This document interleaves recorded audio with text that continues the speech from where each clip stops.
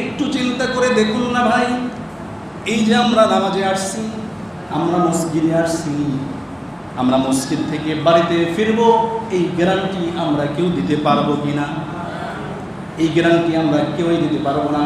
হতে পারে আমরা এখানে আমাদের জান বের হয়ে যাবে, আমার লাশটা আমার বাড়িতে নেওয়া হবে, বাড়িতে নেওয়ার পরে কিছু সময়ের জন্য আমার বাড়িতে কান্নাকাটি রোল পড়ে যাবে, সবাই কান্নাকাটি করতে থাকবে, ছেলেও কান্না করবে, মেয়েও কান্না করবে, মা বাবা আত্মীয় স্বজন স্ত্রী সকলেই কান্না করতে থাকবে। কান্না করতে করতে কিছুক্ষণের মধ্যে দেখবেন কান্নাটাও বন্ধ হয়ে যাবে, কিছুক্ষণের মধ্যে কান্নাটাও বন্ধ হয়ে যাবে। বন্ধ হয়ে যাওয়ার পরে সবাই মিটিং বসবে, এই লাশটা আর বেশিক্ষণ রাখা যাবে না, তখন আর নাম ধরে বলবে না। মানুষ মারা যাওয়ার পরে সর্বপ্রথম যেই জিনিসটা সে হারায় সেটা হচ্ছে তার আইডেন্টিটি। মানুষ যখন মারা যায় সর্বপ্রথম যে জিনিসটা হারায় সেটা হচ্ছে তার আইডেন্টিটি, তার পরিচয় সে হারিয়ে ফেলে। আমি অমুক তমক সাহেব, আমাকে সে অমুক তমক বলে ডাকা হবে না, আমাকে বলা হবে লাশটা এদিকে নাও সেদিকে নাও, সেখানে গোসল করাও, বলা হবে কি না? আমার আপনার নাম ধরে আর ডাকা হবে না। তো যাই হোক, আমাকে বাড়িতে নেওয়া হবে, আমার স্ত্রী সন্তানেরা আত্মীয় স্বজন কিছুক্ষণের জন্য কান্নাকাটি করবে, কিছুক্ষণ পরে কান্নাকাটিটাও বন্ধ হয়ে যাবে। কান্নাকাটি বন্ধ হয়ে যাওয়ার পরে একটা মিটিং বসবে, মিটিং বসে তাকে কোথায় কবর দেওয়া যায়, কোন সময়ে জানাজা করা যায়, এই সিদ্ধান্তে উপনীত হবে। যেহেতু মারা গেছে জোহরের সময়, রাত 10টার আগেই তাকে মাটির নিচে দাফন করে ফেলতে পারলে ভালো হয়, এই সিদ্ধান্তে উপনীত হয়ে যাবে। কেউ কেউ চলে যাবে মসজিদ থেকে খাটিয়াটা নেওয়ার জন্য, কেউ যাবে কাফনের কাপড়টা আনার জন্য, কেউ কেউ আবার চলে যাবে কবরটা খনন করার জন্য। কেউ কেউ কবর খনন করতে থাকবে, কেউ কেউ আবার চোলা জ্বালিয়ে বড়ই পাতা গরম পানি জাল করতে থাকবে। ওই গরম পানি দিয়ে আমাকে শেষবারের মতো গোসল করানো হবে, এবং যে গোসলটা করানো হবে এই গোসলটা আমি নিজে ইচ্ছায় করতে পারবো না। আমি এখন চাইলে বিভিন্ন ব্র্যান্ডের শ্যাম্পু দিয়ে, বিভিন্ন ব্র্যান্ডের সাবান দিয়ে আমি গোসল করতে পারি, কিন্তু যখন আমার মরা দেহটা পড়ে থাকবে, নিথর দেহটা পড়ে থাকবে, ওই সময় কোনো ব্র্যান্ডের সাবান দিয়ে আমাকে গোসল করানো হবে না, অতি সাধারণ একটা সাবান দিয়ে আমাকে গোসল করানো হবে। গোসল শেষে আমাকে কাফনের কাপড়ের মধ্যে জড়ানো হবে, মুখটা খুলে রাখা হবে, আত্মীয় স্বজন আসতে থাকবে আর দেখতে থাকবে। আত্মীয় স্বজনেরা আসবে, দেখবে, কিছুক্ষণ কান্না করবে, তারপরে আবার চুপ হয়ে যাবে।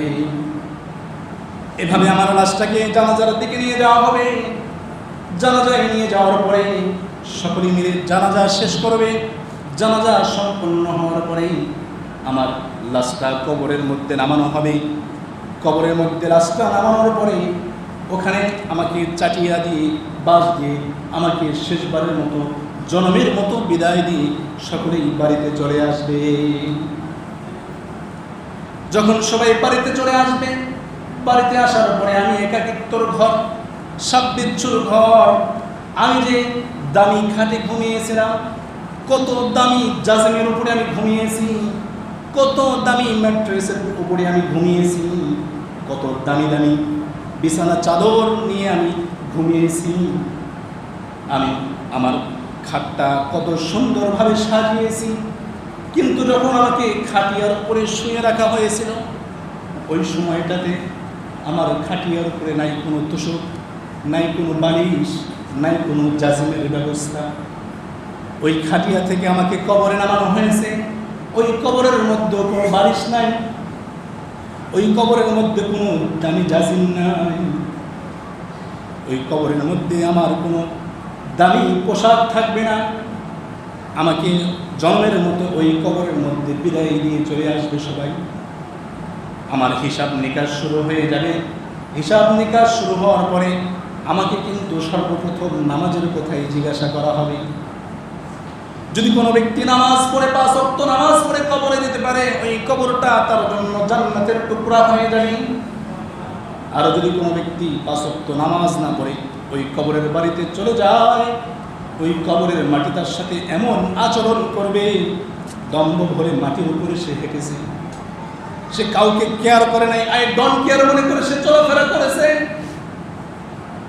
কিন্তু যখন সেই মাটির মধ্যে তাকে দাফন করা হয়েছে, ওই মাটি তার সাথে কেমন আচরণ করবে, 5 ওয়াক্ত নামাজ না পড়ে যদি কোনো ব্যক্তি কবরে চলে যায়, তাকে এমন একটা চাপ দেবে, তার এক পাশের হাড় আরেক পাশের হাড়ের মধ্যে ঢুকে যাবে।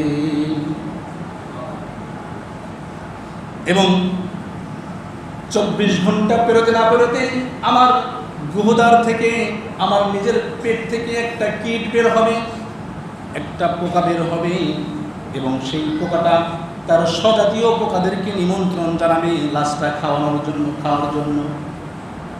লাশটা সর্বপ্রথম 3 দিন পরে নাকটা পচে যাবে, 6 থেকে 9 দিনের মধ্যে তার নখগুলো খুলে পড়বে, চুলগুলো সব খুলে পড়বে, 15 থেকে 30 দিনের মধ্যে তার পেটটা বাস্ট হয়ে যাবে, 30 থেকে 60 দিনের মধ্যে তার শরীরের মধ্যে এক টুকরা গোশত অবশিষ্ট থাকবে না, শুধু হাড্ডি আর কঙ্কাল করে থাকবে।